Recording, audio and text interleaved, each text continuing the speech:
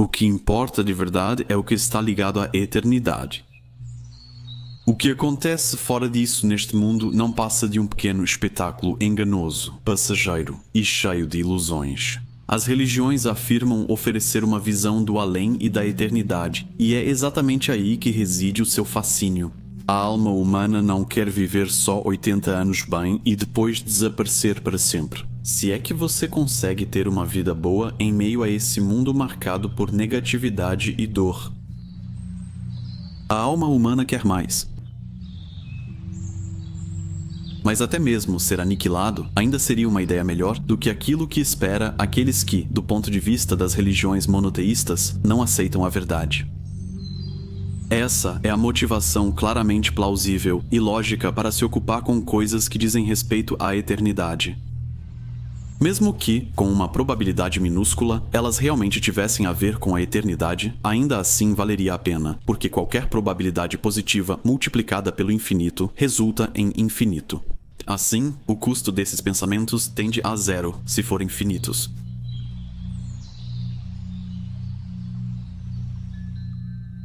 Um dos temas mais fascinantes e debatidos dentro das tradições proféticas, o Dajjal também é conhecido como o Anticristo. Não apenas no Islã, mas também no cristianismo, encontramos essa figura como central em relação ao retorno de Jesus. Muitas pessoas se perguntam curiosas: quem ele será, como ele vai aparecer, quando ele virá, e qual objetivo ele irá perseguir? As tradições islâmicas trazem descrições claras e detalhadas sobre ele.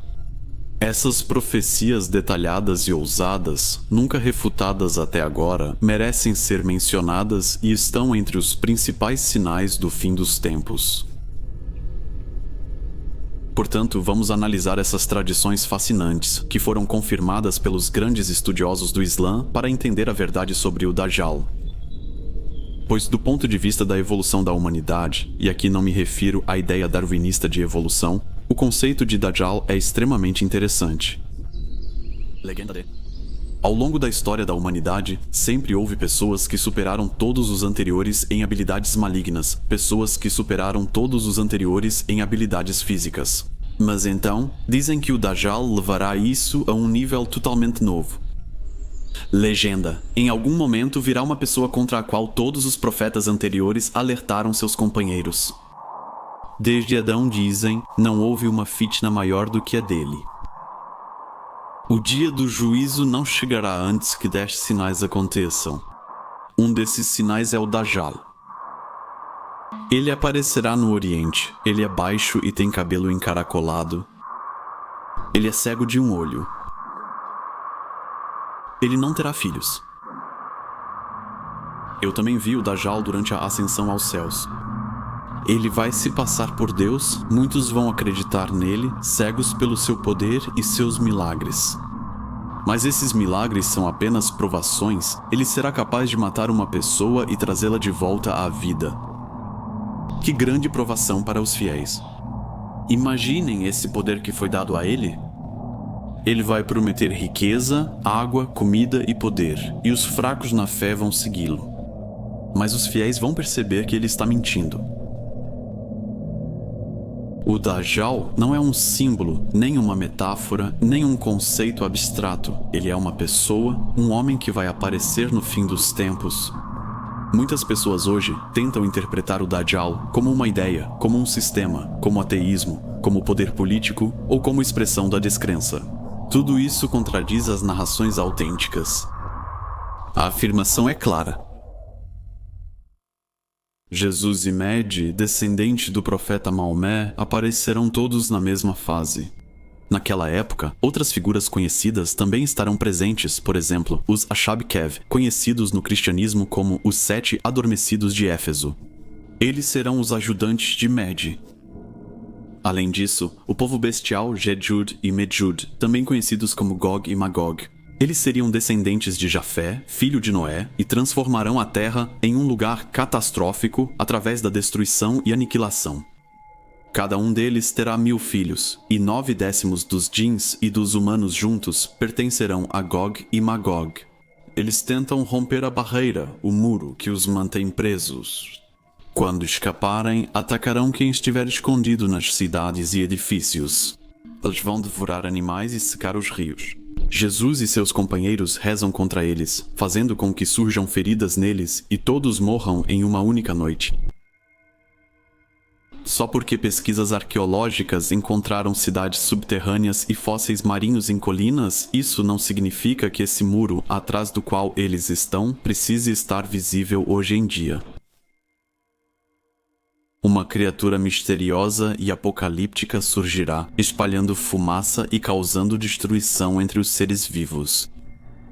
As pessoas vão orar a Deus para serem libertas desse sofrimento. Segundo as tradições, acredita-se que a humanidade enfrentará um mundo extremamente doloroso e maligno como nunca antes. Temos informações interessantes e mais detalhadas.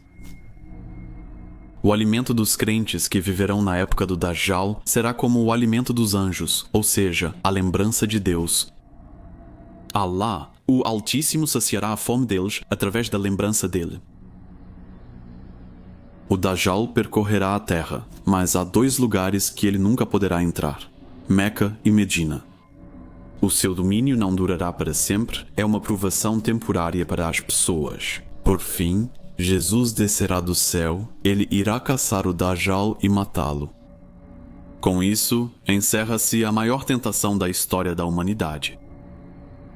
Depois que Jesus matar o Dajjal, não haverá mais nenhuma inimizade entre 2 pessoas?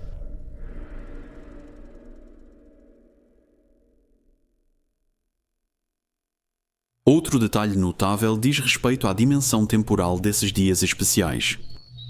Nas coleções de Hadith, é relatado que os Sahaba, ou seja, os companheiros, perguntaram ao mensageiro de Deus quanto tempo o Dajjal permaneceria na Terra.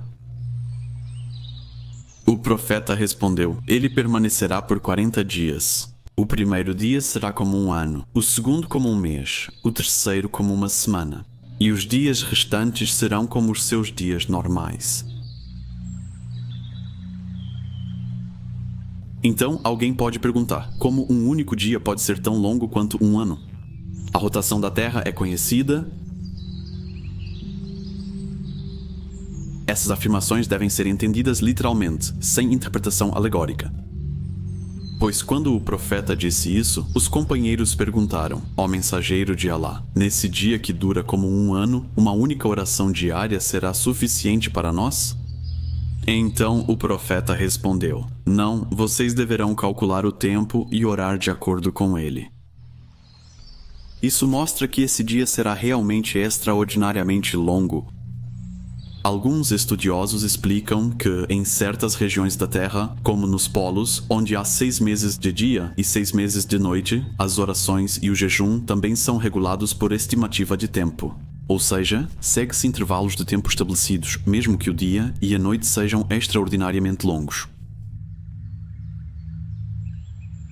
O profeta explicou ainda: quando essas 3 coisas aparecerem, a fé não beneficiará mais ninguém que não tenha acreditado antes ou que não tenha tirado proveito de sua fé. O nascer do sol no oeste, o Dajjal e o animal misterioso que aparecerá. Isso significa que quando o Dajjal aparecer, irão. Embora muitos acreditem, como já terão aparecido sinais extraordinários, a fé não será mais aceita.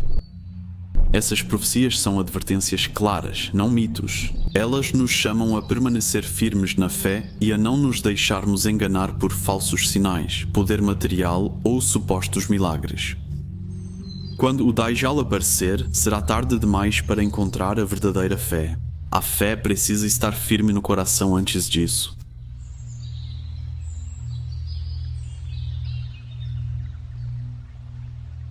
Deve-se perguntar, se as ideias religiosas fossem meras invenções, como alguém teria visões tão abrangentes?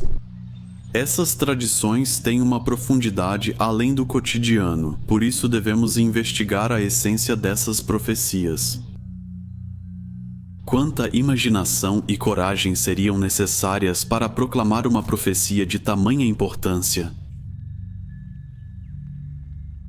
As tradições nos convidam a questionar seriamente o sentido da vida, nossa origem e nosso destino.